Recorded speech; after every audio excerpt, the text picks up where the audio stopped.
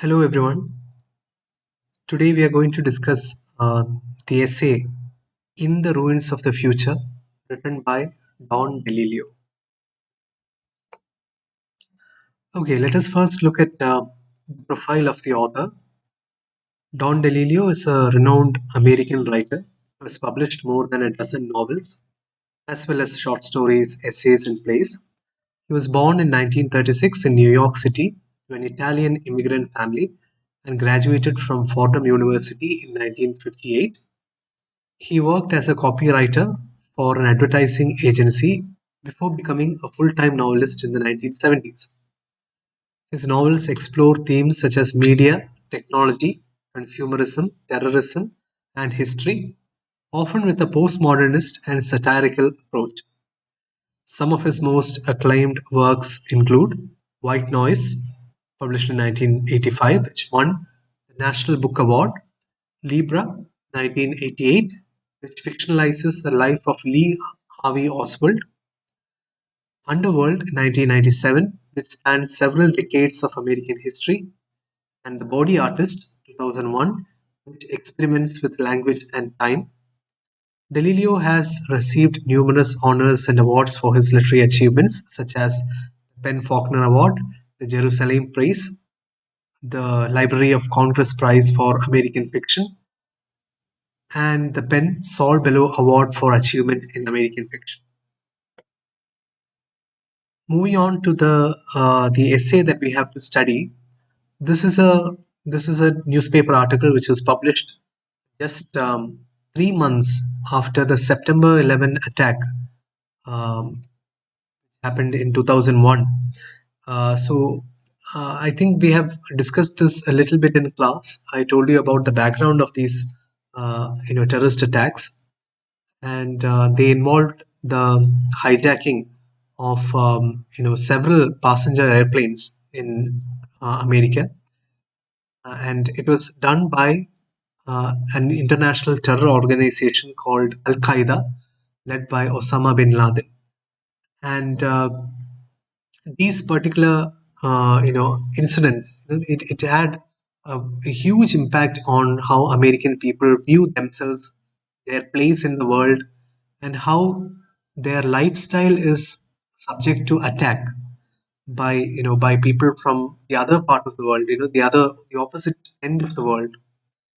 So till this event, Americans had a sense of superiority, not just technological superiority, but also cultural, political, economic superiority of over the entire world. But this incident shook that confidence, right?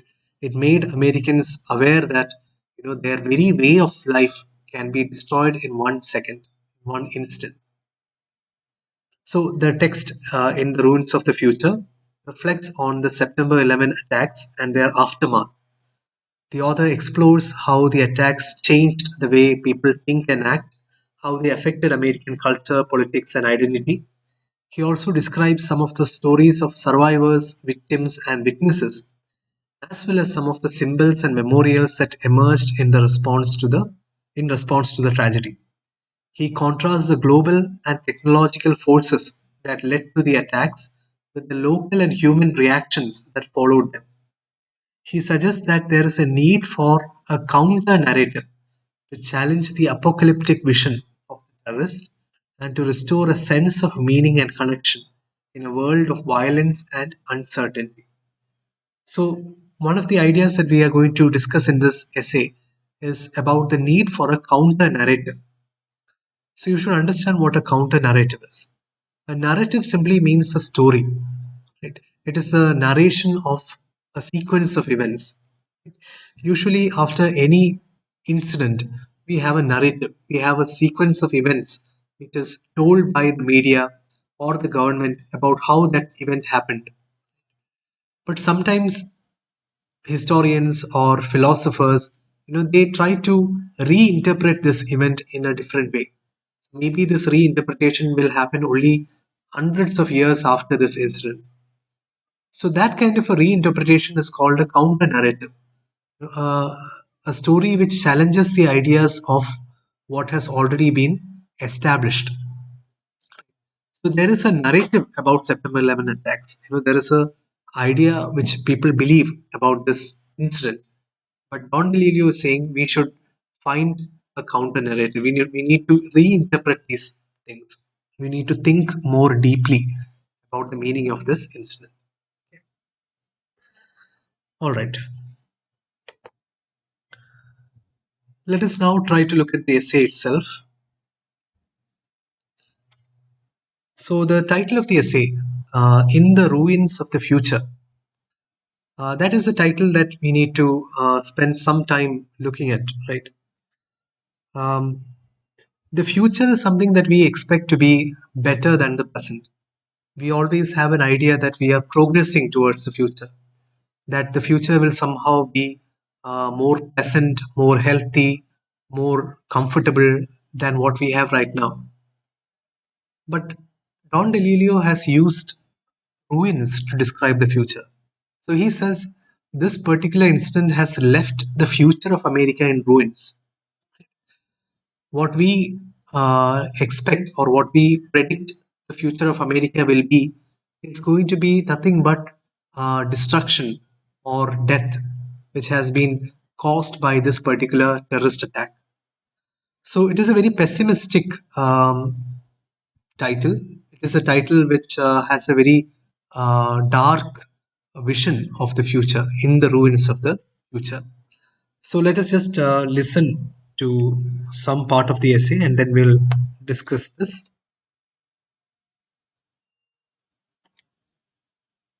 In the ruins of the future.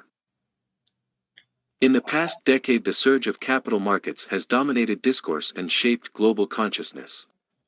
Multinational corporations have come to seem more vital and influential than governments. The dramatic climb of the Dow and the speed of the internet summoned us all to live permanently in the future, in the utopian glow of cyber capital, because there is no memory there, and this is where markets are uncontrolled and investment potential has no limit. Okay, let us look at the first paragraph, the opening paragraph of the essay. Delilio begins by telling us that the 1990s, the past decade, so remember that this essay is being written in 2001, so the past decade will refer to 1991 to 2001, 10 years. So that decade has been marked by a great increase in the power of America, right? Both because of the capital markets, the economy, and because of technological innovations such as the internet. So the climb of the market, Dove refers to the stock exchange of America. America has one or two stock exchanges, uh, the Nasdaq, the Dow, etc. So the Dow is one of the indicators of economic progress. So just like we say, our stock exchange is the Sensex, right? Indian stock exchange is called the Sensex. Just like the Sensex increases, the Dow increased dramatically during the past decade. And this promise of increase, this promise of progress, it caused all Americans to live in a utopian dream about the future, utopian glow of cyber capital. They thought that the future is going to be completely, dominated by, uh, what do you say, comfortable existences, robots maybe, and they thought that the future is going to be a very wonderful experience for Americans, right? So the markets have no memory. The markets, they are sometimes they go up, sometimes they come down. We cannot predict what they are going to do based on their past performance, right? At any time the stock market might dip down or crash. So like that, Americans were living in a place where they had no memory of what events had happened in the rest of the world in the past. So they were living in the kind of a utopian dream, right? And then what happened? Let us see what happened. Limit. All this changed on September 11th. Today, again, the world narrative belongs to terrorists. But the primary target of the men who attacked the Pentagon and the World Trade Center was not the global economy. It was America that drew their fury. Okay. So suddenly on September 11, 2001, the narrative changed. Till then, the narrative, the story was all about markets and progress and technology. But on that day, the terrorists seized the narrative. They took control of the story. And now it belongs once again to those terrorists who attacked the Pentagon and the World Trade Center. Right. So now it is not about the global economy. Right. It was not the global economy that caused the terrorists to strike America. It was America itself that caused them to attack it. Okay. Let us see what Don Delillo says about this reason. The reason why the terrorists attacked America. Fury. It was the high gloss of our modernity. It was the thrust of our technology. It was our perceived godlessness. It was the blunt force of our foreign policy. It was the power of American culture to penetrate every wall, home, life, and mind. So see, this is a very important declaration. Don DeLillo is telling us the exact reasons why this attack occurred. It is because of America's modernity. It is because of the high gloss. Gloss means shininess. Right? Americans, they are used to a very high standard of living. They live in perfectly constructed buildings with extremely well organized cities and roads and infrastructure. Everything about life there is completely attractive, right? It is very very beautiful even, and perfectly efficient. So it was that efficient modernity that America had which angered the terrorists. It was the thrust of their technology, the power of American technology. It was their perceived godlessness. So for the terrorists, Americans were infidels. They were people who did not believe in their God. Right. So for them, America was a culture which was godless. It was not belonging to a belief system. And then again, it was the blunt force of America's foreign policy. So during the 1990s and the 2000s, America was the greatest military and diplomatic power on the planet. No other country had that kind of power. America could determine what was happening in every part of the world. Okay. That was the power of American policy, foreign policy. It was the power of American culture to penetrate every wall, home, life, and mind. So this was probably the most powerful thing about America, not military power, but what we call soft power. Right? So America produces, a large number of cultural artifacts, whether it is TV shows, even cartoons. Children grow up watching American cartoons. They grow up watching movies and TV shows. And Hollywood is, such a great part of our lives. Recently we know how much celebration was there when RRR won the Oscar for the best song.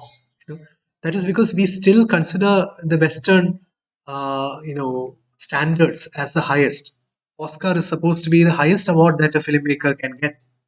So this is all to do with American power.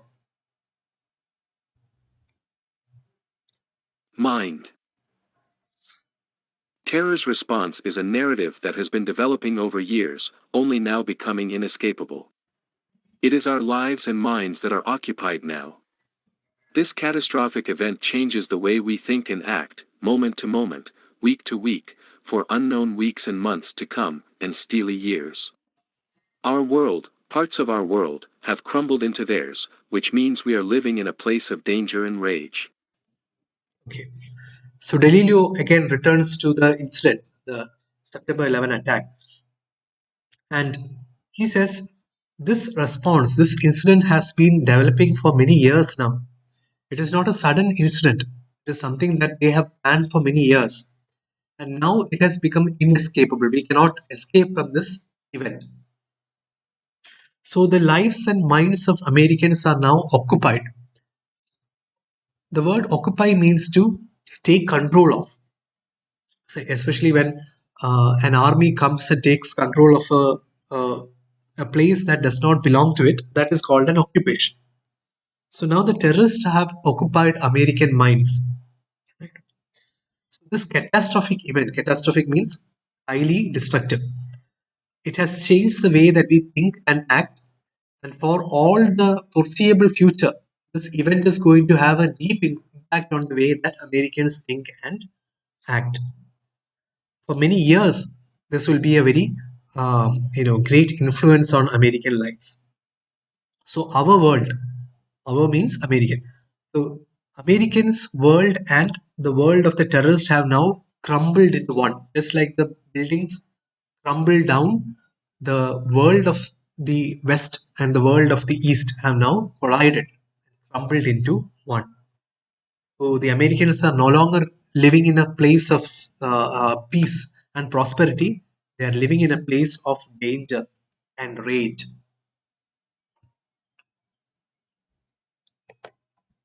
Rage. The protesters in Genoa, Prague, Seattle, and other cities want to decelerate the global momentum that seemed to be driving unmindfully toward a landscape of consumer robots and social instability, with the chance of self-determination probably diminishing for most people in most countries. Whatever acts of violence marked the protests, most of the men and women involved tend to be a moderating influence, trying to slow things down, even things out, hold off the white-hot future. The terrorists of September 11th want to bring back the past. Okay. So now Delillo is talking about how the future and the past are always in conflict. So there are certain parts of the world, including America, which have, which are eager to go into the future. Right. India is also is on that path right now. We are eager to face the future. Just in today's paper, I read a news article about how by 2030, we will all get 6G spectrum. We have just got 5G, a few months back. We are already thinking about what is the next step, what is the next, future. But there are certain parts of the world which are obsessed with the past. They want to live in the past. They want to hold on to their convictions, their beliefs, right? So after this 9/11 incident, there were protests throughout the world in Genoa, Prague, Seattle. These are all, cities all over the world. And all the people who were protesting there, they wanted to slow down progress. They say that progress is dangerous. We need to, balance things, to even things out. The future is too hot, it is too powerful to accept all at once. So it is better that we take things slowly, right? So that is the attitude that is developing. After a terrorist attack, people want to, people want to stop the speed of progress. On the other hand, what do the terrorists want? The terrorists want to bring back the past. They want to destabilize the current system. They want to go back to a past where none of these technologies, none of these progress was there. Okay. So because of these protests, because of this incident, the chance of self-determination is probably diminishing. Meaning, people are going to be, their right to vote, their right to determine their own government, that is going to be lessened right now, decreased. Past. Our tradition of free expression and our justice system's provisions for the rights of the accused can only seem an offense to men bent on suicidal terror. We are rich, privileged, and strong, but they are willing to die. This is the edge they have, the fire of aggrieved belief. We live in a wide world, routinely filled with exchange of every sort, an open circuit of work, talk, family, and expressible feeling. The terrorist, planted in a Florida town, pushing his supermarket trolley, nodding to his neighbor, lives in a far narrower format. Okay. So now Delilio is talking about the difference between the attitude of an American and the attitude of a terrorist. First of all, America is a country which has a very strong justice system, right? If you face any injustice in America, you have all kinds of ways in which you can correct that injustice. You can approach the police, you can approach the court, you can defend yourself against somebody else's accusation, and finally, justice can be obtained. But to those people who are trying to destroy American culture, who say that America is evil, this justice system seems like an offense. uh, Providing rights for people who are accused, this seems like a an offense to those people, the terrorists, right? And then Delillo says there is a difference between the strength of an American and the strength of a terrorist. Americans are rich, they are privileged, they are strong, they have money, they have power. But the advantage that the terrorist has is that the terrorist is willing to die. Americans are not willing to die, but the terrorist does not mind killing himself in order to achieve his aim. So, this is the edge, this is the advantage that they have, the fire of aggrieved belief. Aggrieved means feeling that you have been wronged, feeling that something has, something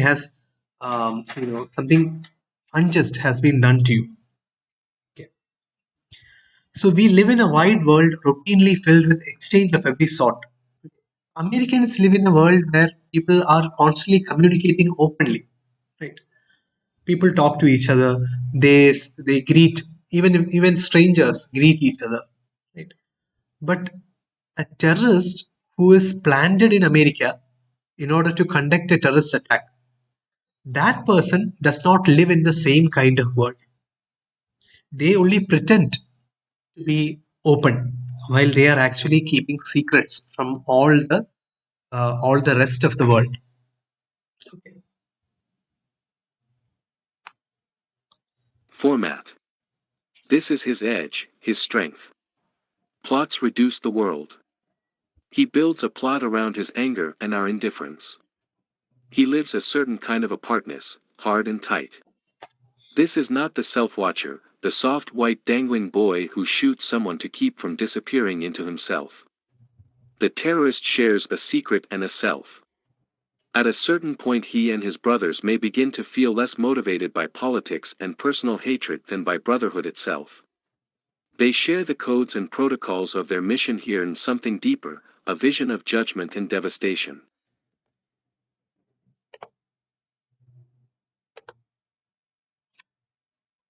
Okay. So, as I said, there's a deep contrast between the attitude of an American and a terrorist, right? So, what is the advantage that the terrorist has? The terrorist believes in a narrative, in a plot.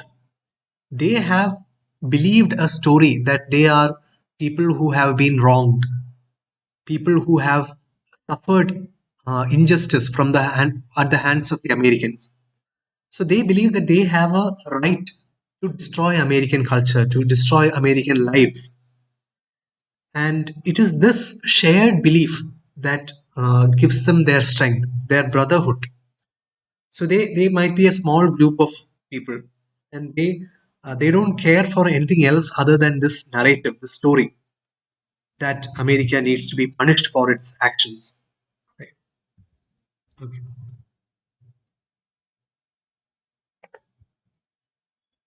Devastation. Does the sight of a woman pushing a stroller soften the man to her humanity and vulnerability, and her child's as well, and all the people he is here to kill? This is his edge, that he does not see her. Years here.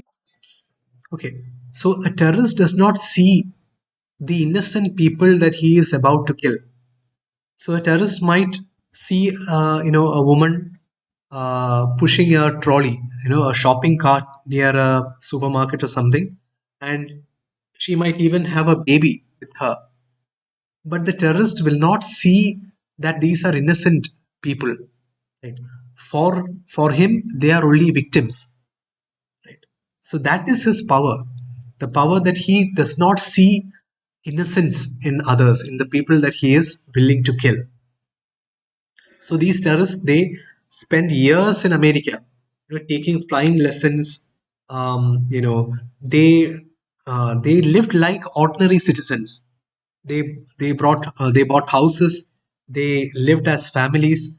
All the while they were preparing for this terrorist attack. Right?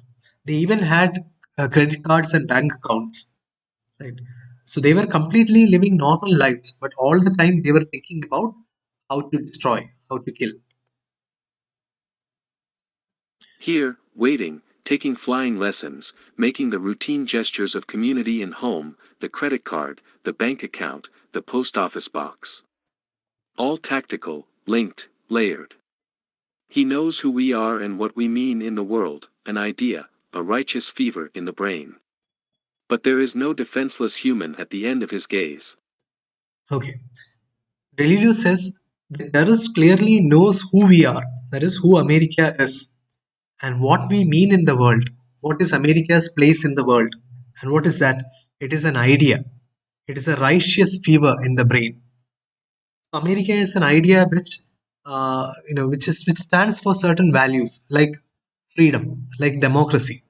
And these ideas like freedom and democracy cannot be tolerated by the terrorists.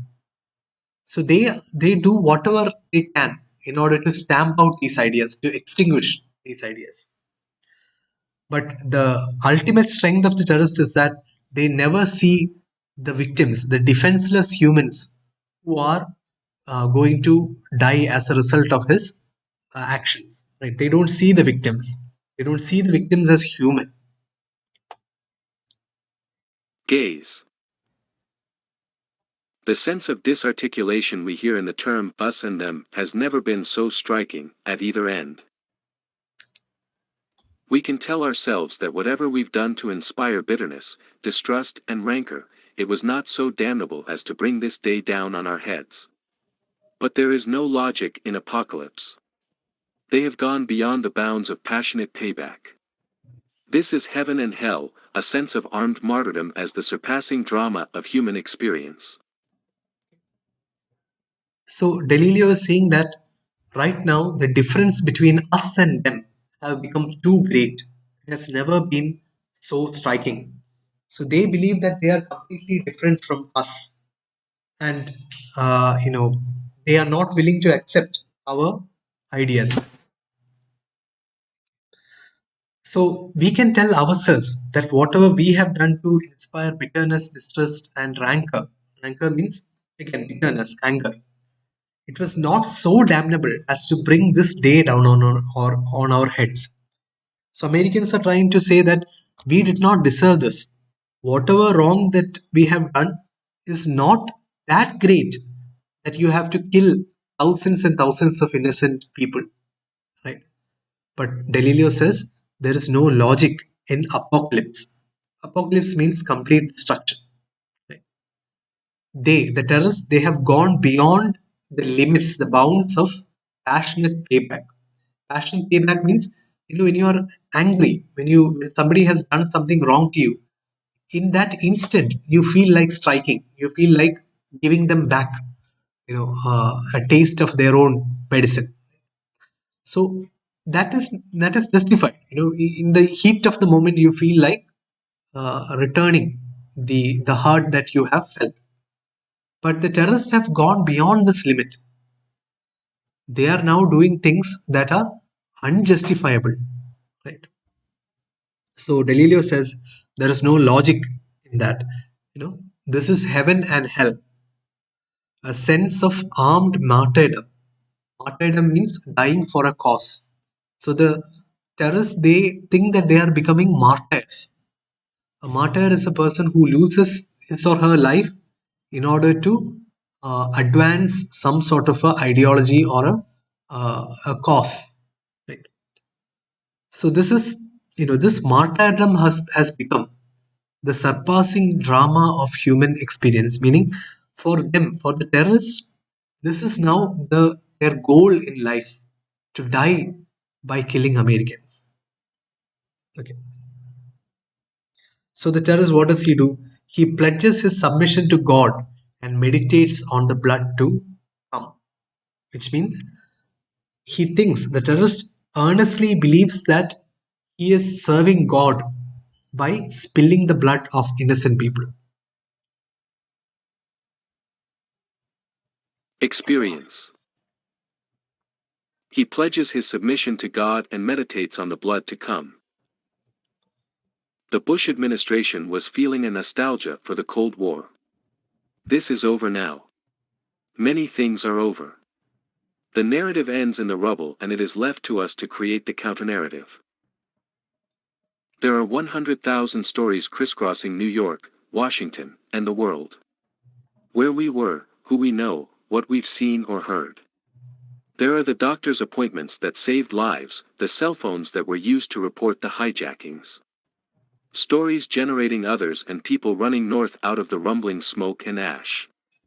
Men running in suits and ties, women who'd lost their shoes, cops running from the skydive of all that towering steel.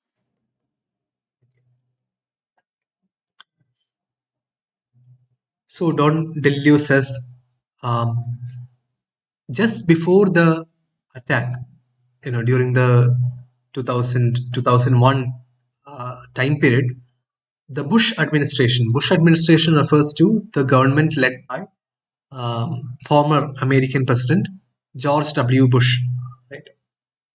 And this government was feeling nostalgic for the Cold War, um, right? They thought that America was much more strong when they had a strong enemy like Russia. During the 1970s, 80s, America was constantly, competing with the USSR, the Soviet Union, and that competition was called the Cold War. And during that time, America did several great things just to prove that they were better than the Soviets. So in 2000, America was feeling this sense of nostalgia. They started to wish that there was a powerful enemy against whom they could fight. Right? But that nostalgia is now over. The enemy that they got is nothing like the Soviet Union. This is not a world power that they are competing against. This is just a group of people armed with bombs, or who are willing to kill themselves in order to kill other Americans. So that longing for an enemy is now over. Right? So many things are over. The past life which Americans used to live, that is now over. And the narrative, the story ends in rubble. Rubble means the destroyed pieces of buildings, right? The rock, the pieces of granite and whatever, all these ruined things that are left over from the collapse of the buildings. And from this ruined mass of things, it is left for Americans to create one more story, a counter narrative. So Delillo says, after the incident happened, there were stories, 100,000 stories people were telling each other about how they were connected with this incident, where they were standing when this happened, or how they narrowly escaped from being inside the buildings due to some sort of coincidence. There were people who were saved because they had to visit the doctor on that day. Otherwise, they would have been in one of the buildings, right? And there are people who called on their cell phones to report the hijackings. Some calls were made from inside the plane. People called to tell the authorities that their planes have been hijacked. And there are people, stories of people who frantically escaped from the collapse of the buildings. All of these stories have become part of this incident now. Steel. People running for their lives are part of the story that is left to us. There are stories of heroism and encounters with dread. There are stories that carry around their edges the luminous ring of coincidence, fate, or premonition.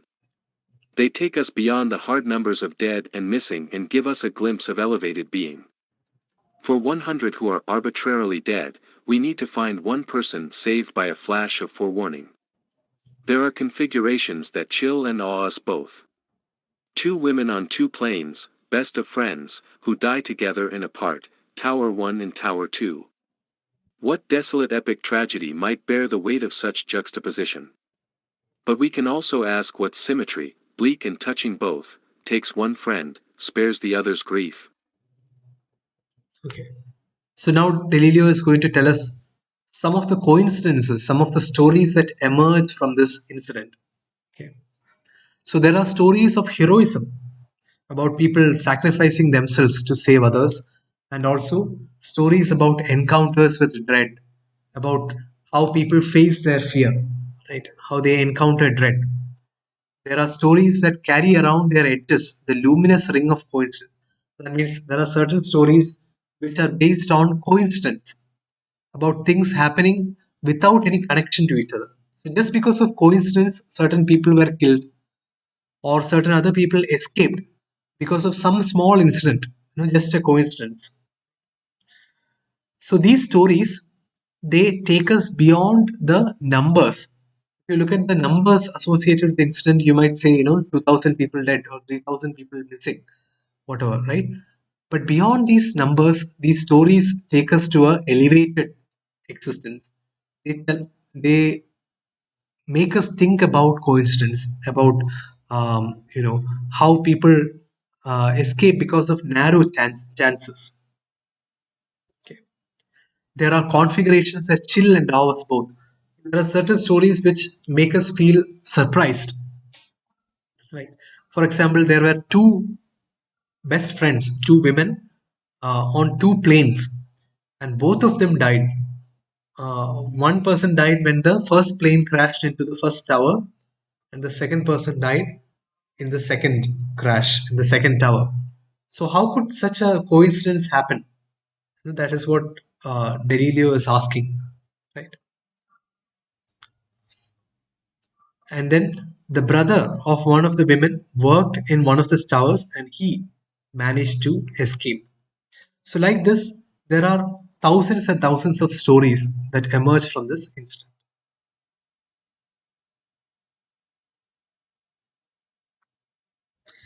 Okay, so we'll pause here for today and we'll continue in the next video.